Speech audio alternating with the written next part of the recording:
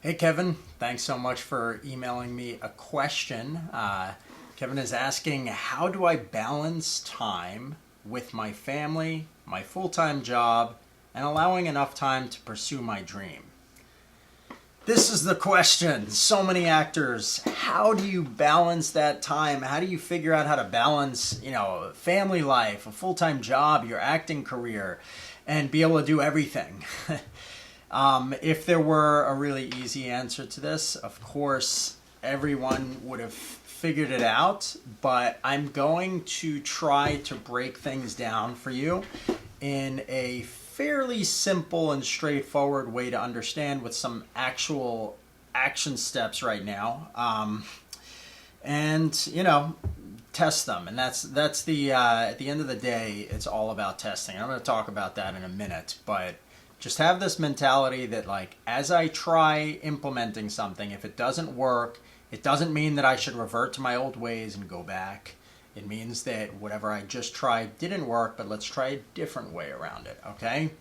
So let's talk about this, right? So generally, at a high level, the secret to balancing your work, it all comes down to sitting down and actually thinking about what you really want. Okay, so just saying in your head and having this arbitrary goal of, like, oh, I want everything to be balanced. Well, what does that actually look like? You need to actually look at your schedule and you need to figure out how to make it work. So that basically means, like, you know, is it Saturdays and Sundays that you're going to be spending with your family, and Monday through Friday that you're just going to be trying to balance your, your full-time job and your acting career? What does that look like in your actual calendar? And once you sort of figure out, like, okay, based on what I know, I typically work these days of the week, my family typically sees me these days of the week, and, I auditions come in whenever, but they usually come in more for weekdays than weekends. So my theory is, if I try to organize my time like this, hopefully this will work. Now, that testing mentality comes into play because once you actually implement that, you're going to test it. And if it doesn't work, you're going to go back to the drawing board and you're going to try a different solution. You're not going to go back to your old ways and just give up and be like, oh, it doesn't work. Okay? You're going to try a different schedule. All right? So let's get specific now. For most people, it's probably going to be easiest to spend weekends with family because most full-time jobs are during the week and most acting opportunities are during the week. So really the question is how do you build a work week that balances the full-time job and the acting side of things? Since acting is probably going to conflict with your full-time job, the simple fact is that you're going to have to speak to your manager about it, all right? And I'm going to talk a little bit about how to do this in a minute, but the simple reality is that if the manager is completely against the idea of you being able to occasionally take time off for acting jobs and they're super inflexible, then you're just going to need to be honest with yourself and either consider getting a different job that is more flexible or potentially starting a side hustle that can pay your bills. A side hustle is something that I go into great depth about. I have a course all about it. And, it's basically the whole idea is that you start freelancing and you bring in hundreds of extra dollars for each service that you do. And ideally you make close to or even more of the amount that you would make from your full-time job, but you're totally flexible because you can say no or do whatever you want. And you're also working fewer hours because, usually a side hustle, let's say you decide I want to do photography, right? And you can charge like $300 for an hour-long shoot with somebody, whereas it might take you, if you make $30 an hour, 10 hours of work to be able to actually make that same $300 at a regular job, okay? So anyway, let's talk about the primary thing, which is convincing your manager to be more flexible, okay? So what you need to do is you first need to get to know your manager a little bit better if you don't already. You want to know what they're struggling with and how you can actually help them. And all of this is taking place before the actual conversation where you're going to bring up the fact that you have, a passion in acting and want a more flexible job. So you're first getting to know your manager so that they start to like you more, okay?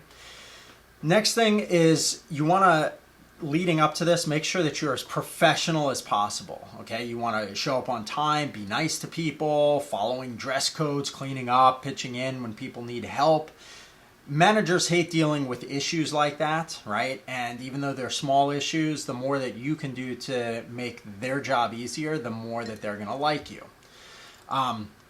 Now, anytime that your manager gives you any feedback, you need to take it seriously and be sure to implement whatever they ask for immediately and never make that same mistake twice, okay?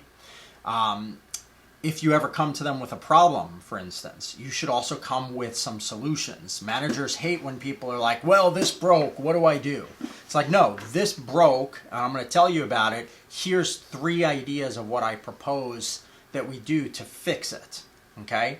And although it doesn't sound like much, what you're doing is you're saving your manager time from having to think, and they appreciate that. Because if something is problematic, the manager's all busy doing something else probably, and they don't want to have to come up with a solution to this. Can't you just come to them with an answer or with some ideas of what they can do? And then they're like, oh, that's awesome. Yeah, let's try that thing and see how that idea you gave me works. And if it doesn't work, then we'll try the other idea, or we'll modify it slightly. Okay. Finally, don't bite off more than you can chew, which basically means that you should be honest with your manager about how much work you can take on and let them know when you can't do something. So if they're trying to hand off more projects to them, it's always better for you to say no up front. Hey, listen, unfortunately, I have like all this other stuff going on. I'd love to take this, but I don't want to say yes to it and then just drop the ball on you because I know how important it is. Right? Something like that, the manager is going to really appreciate, and that is infinitely better than saying yes and then coming back and failing to deliver. Okay? So these tips that I just outlined are ways to make yourself sort of what I would call an indispensable top performer. Okay? Before you ever ask your manager for a more flexible schedule, you need to make them like love you and feel like you are indispensable to the company. You want to be their number one employee. Okay? Now, at that point, once you've sort of put yourself in at that level, which could take a couple of months of being like that awesome at your job, now is when you're going to go and talk to them about how much you love working there, but that something that allows you to be so positive and good at the work that you do is that you can pursue something for yourself, something that you love, which is the acting passion. Now, you let them know right away, like, listen, I don't anticipate this like causing any major disruption, but I wanted to ask whether you would all be open to a slightly more flexible schedule as long as I give you plenty of advance notice, okay? And so you're going to essentially say that occasionally you'll have some auditions or shoots that come up, and what can you do to make this work for the manager? They like this type of question. Rather than you saying, what can you do for me, Mr. Manager? You're saying, what can I do for you to make this as easy as possible? And by being honest with your manager well in advance, they're going to appreciate it and they're going to be more open to what you're asking for.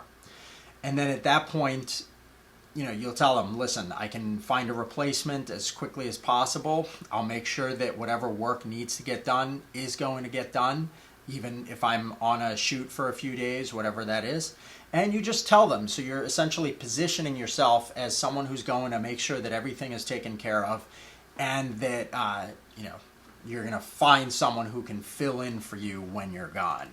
And then you have to actually do that. So you find a replacement, or you get, anytime that you hear that if you've booked an audition, instantly you tell the manager, hey, listen, I have something that's come up with the acting side and I'm going to be unavailable on these days. Here is what I am doing to make sure that that's not an issue for you. And the manager will appreciate that. that's actually how I work with my own employees at my company, some of whom are actors, some of whom do, a lot of other types of random jobs, like my photographers might shoot a wedding.